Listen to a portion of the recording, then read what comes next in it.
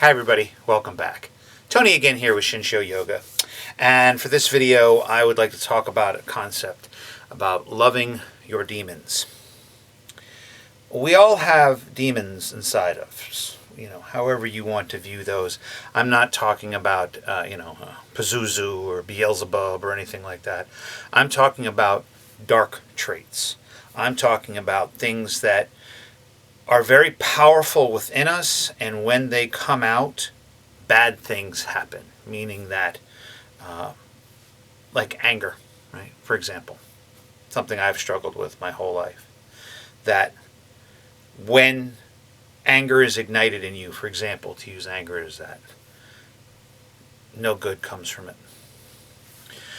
Maybe you have developed certain traits that cause problems. Like when you talk to people, maybe you have such nerves that when you talk to someone, you start speaking in such an awkward and offensive manner, and you don't know what to do, right? Demons. These things that come up in our life that cause problems in what we do are extremely powerful and can ruin things for us. And a lot of focus in growth, in self-help, in therapy, in spirituality is overcoming our demons, right? Wherever they are. Maybe your demon is something as even as heavy as something like substance abuse, right? Whatever your demons are, and they come in multiple guises, right? Whatever they are, right? We often look at them as something to get rid of, something to squash, something to force into submission, something to hide, something to destroy. And I'm here to tell you the exact opposite. What I'm here to tell you is whatever your demons are, you have to learn to love them. It doesn't mean you let them control you. But you have to learn to love them because they're part of you. There is nothing the universe has given you that you don't need. Right? There is a reason your demons have come about. Generally, a lot of times it's from childhood traumas. And your demons are often a defense mechanism to keep you alive. Let me give you an example from my own life. Like many people, my childhood was trying. And there was a lot of chaos and trauma in my household. When I was a young boy, around 12 years old, I began to develop OCD tics. That things that I couldn't leave my bedroom without touching the wall by the light switch with my left hand, and I had to make sure that my hand stayed by the wall there and stayed there the whole way as I was leaving until I couldn't reach it anymore and my hand would slide off. Also, as I would come down the stairs in my house, I'd have to put my hand on the newel post, the ball at the end, and the banister, and hold on to that the whole way. The same thing like my wall, right?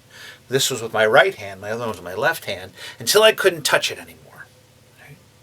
If I didn't do these rituals, if I didn't do these things that I had to do, I felt something bad was going to happen to me. And it would cause issues in that sometimes my mother would call me and say, "Come on, we have to go somewhere," and I would rush downstairs so I wouldn't get in trouble and get in the car and realize I didn't do my ritual, and I would get scared. I'd be like, and I would make an excuse. "Oh, I forgot something in my room. Oh, I have to go to the bathroom," and I'd run back inside, and my mother would get angry. "You do this every time," and I'd run back up to my room and put my hand on the wall and walk out properly. And then walk down the stairs, my hand on the banister, on the newel post, properly. And then I felt okay. I also used to obsessively wash my hands, right? To the point my cousin commented one time, "Why is my father said, why is your son always washing his hands?" It was an obsessive tic that anytime I touched anything, I had to wash my hands. Didn't matter what it was, I'd fix my hair, wash my hands, right? Pick something up, put it down, wash my hands. How did I get rid of those? Well, I was fortunate that by the time the hormones in my body kicked in, those tics went away, those rituals went away because I didn't care anymore. And my focus became on girls. And simply put, that, how am I going to get a girlfriend if I'm trying to touch the wall all the time? So that fortunately went away. But the OCD mentality never went away. It's still there in me. I have a tendency to be anal. And when I get nervous sometimes, like if I'm out somewhere with people and I get nervous and uncomfortable, I begin to arrange things. Like, let's say I'm at a dinner table, I'll straighten things out, right, to make sure, it's all. Sorry. Why did these tics come up? Right? How does this happen? How did this demon come out? Because although this may sound light, it affected my life as a kid. Like, I would get in trouble a lot because I couldn't leave my room without it. My house was out of control. There was a lot of chaos in my house. And this is the mechanism that my mind came up with to keep me sane, to keep some sense of normalcy in my head, to keep me from losing it. And that's generally what your demons are. Your demons are generally a shield. They're something oftentimes developed when you were younger to protect you from what's going on, to keep your mind from just losing it in the process, to keep your soul safe, to keep you safe. Your demons protected you at one time. That can go as far into someone who does have substance abuse issues, right? That is the extreme end of it, where these things happened because your mind, your body, you couldn't control what was going on. You didn't know how to deal with it, and they found a way to escape, to keep you alive. The problem is those demons are extremely powerful. And when they get in control, it's kind of like a wild animal. They're just going to protect you.